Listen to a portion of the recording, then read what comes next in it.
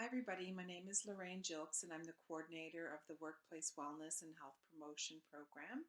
And I'm going to give you a little bit of information today about the program. There'll be lots of details about it, and at the end, there'll be some contact information in case you have additional questions that did not get answered in today's presentation. So a little bit about the program. The program actually has been around for 32 years, which is incredible. We're graduating our 32nd cohort this spring. Many of our graduates are key industry stakeholders leading the way, as you can imagine.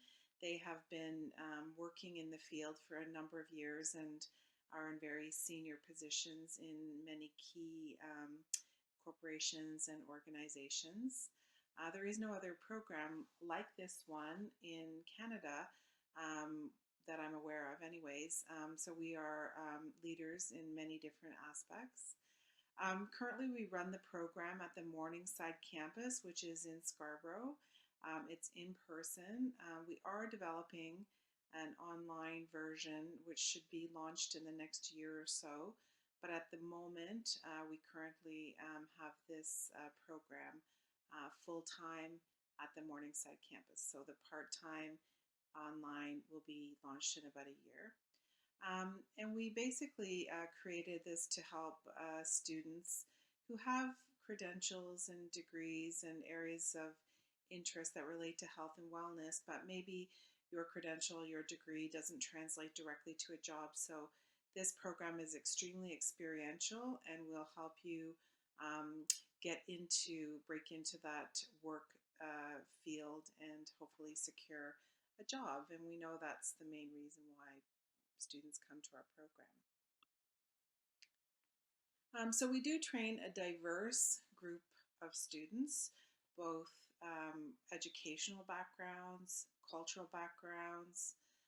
So a lot of our students, like I said earlier, have degrees.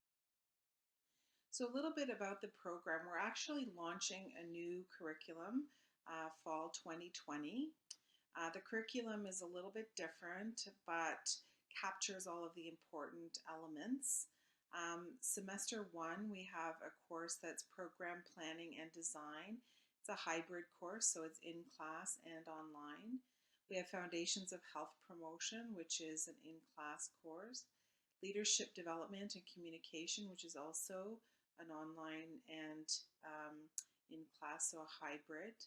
Organizational Health and Wellness, which is in class, and Health Analytics and Digital Programs is one of the biggest changes is the addition of this course, knowing that there is so much that employers are working with in terms of data and analyzing information and looking at programs and services that are being offered and really trying to understand what is quality and what isn't. So that course will hopefully teach you to be able to distinguish that information. In semester two, we have community health promotion, which is online, and we have field practicum. So the field practicum is 4 days a week, so very robust. It's for 14 weeks, so it's almost the entire semester. There is a 3-hour online class as well associated with that, which is really just to do all the paperwork and the assignments around the field practicum. So semester two, there is no in-class at the campus education going on. It's out in the field or online.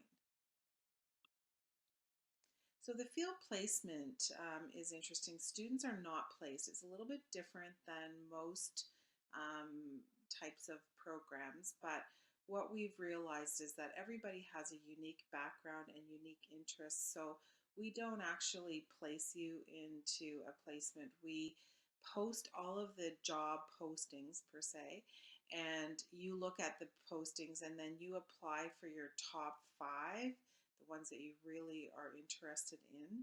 We send your resumes to the employers. The employers review your resume and interview you. And then you choose your top 5 in order. The sites choose their top 5, and then we match everybody up. So generally, students get their top first or second choice. If there is no match for that first round, we go into a second round, and everybody eventually is placed either before the end of semester one or in the first week of semester two. So we actually have never had a situation where that hasn't happened. So basically, you can opt out as well. So let's say you go for an interview and maybe you think, oh, I thought this was different. I don't really think this is what I'm looking for. You can actually take yourself out of that position, so we would never place you there. Same thing for the employers. Maybe they'll interview someone and say, you know what, I don't think this person is a very good fit, so I'm going to remove them from this. So they both, you and the employer, have the opportunity to pull yourself out of a placement experience that doesn't seem to be a good fit. Um, so the placement also has a bunch of requirements. You need to have a clear vulnerable sector police check. So that needs to be done within, it can't expire while you're out on placement. So it has to be done sometime after, I guess, May of the year previous to your placement. It's good for a year and it cannot expire. So we actually don't usually recommend students do the vulnerable sector screening until the very first week of September when you're in class. So within the first couple of weeks, we recommend that you get it done.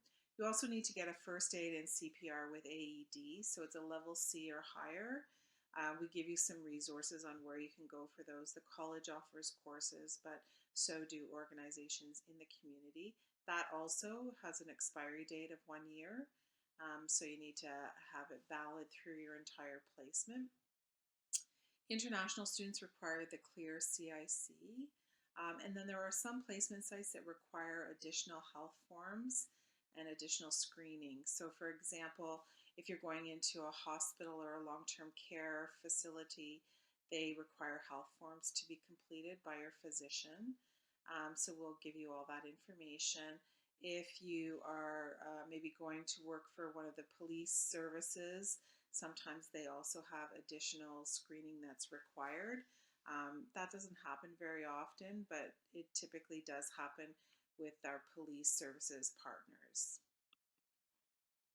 So just a couple of examples. We have about 60 placement partners in the GTA, and they are corporate, community, not-for-profit, government institutions and organizations. So we have lots of opportunities for students. Here's a few of our corporate placement partners. You can take a second to just have a look through that.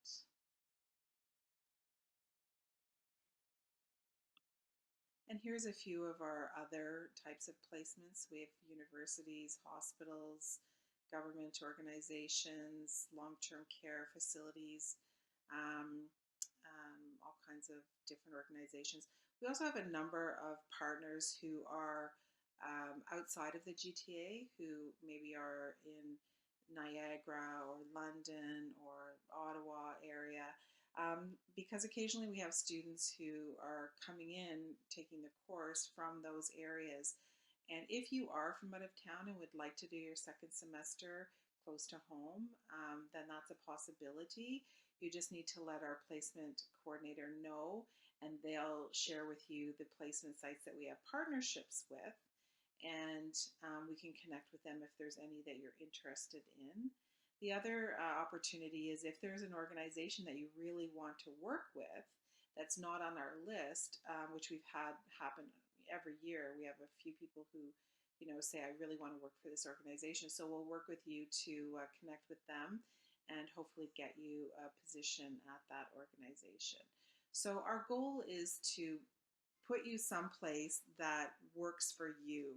We don't want to send you someplace that's going to give you experience that's not meaningful. So our goal is to ensure that you go to a placement site that's meaningful and that's going to add value and hopefully contribute to your career goals.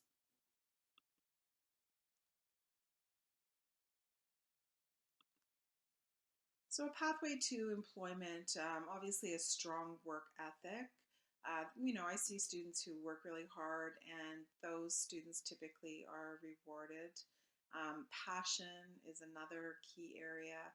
Competent with technology. Technology is so important these days. There are a lot of organizations that require a high level of competency with technology. There are a lot of organizations also who are very low tech. So it just depends on what your interest is. But the majority of organizations are moving toward that technology focus. Excellent verbal, written communication skills are really important in this field. Um, and being open and flexible, things change on a regular basis, and that flexibility and that openness contribute to employment success for sure. So our program is an approved, accredited program by the Ministry of Colleges and Universities. We have a stellar reputation in the industry. We've had graduates for so many years that they, love our students. It's 2 semesters, so it's quick. There's only a fall start at this point. So fall is the only time that you can enter in the program, and we finish by usually mid-April, second or third week in April. It's very experiential, practical. There's a robust placement. We have a high student success rate, so one of the highest in the college. So the majority of students who start our program graduate from our program, and we practice what we preach in helping students navigate through challenges that pop into your lives. So we're there to support you and to help you be successful. We also have excellent free career services at the college, and that's accessible for as long as you want to use them.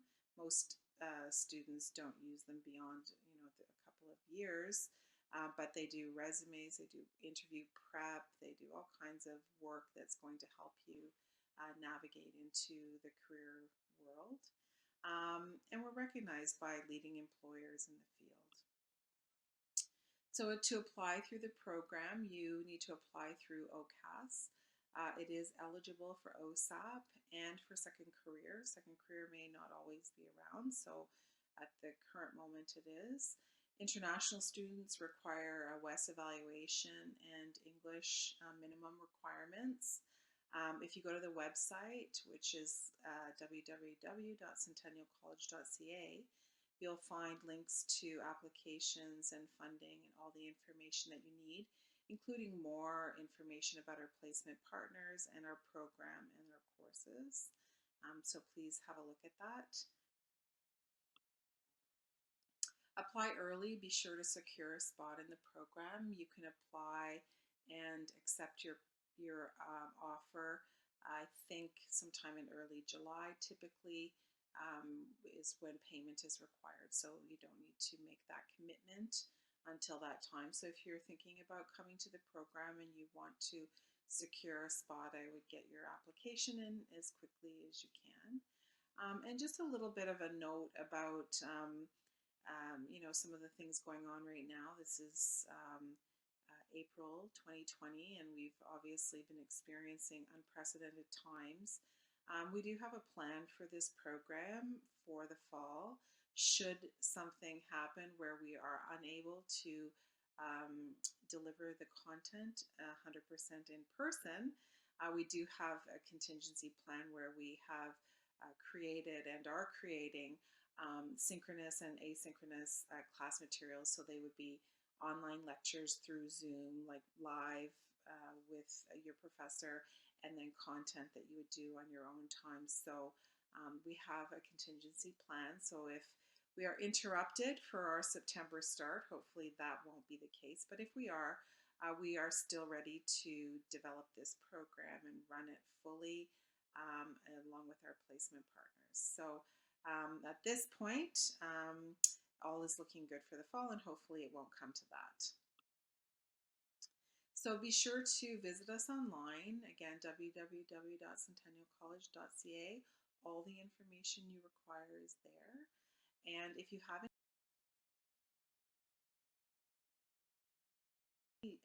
questions or comments, please feel free to send me an email. If it's about program information, you can send it to me.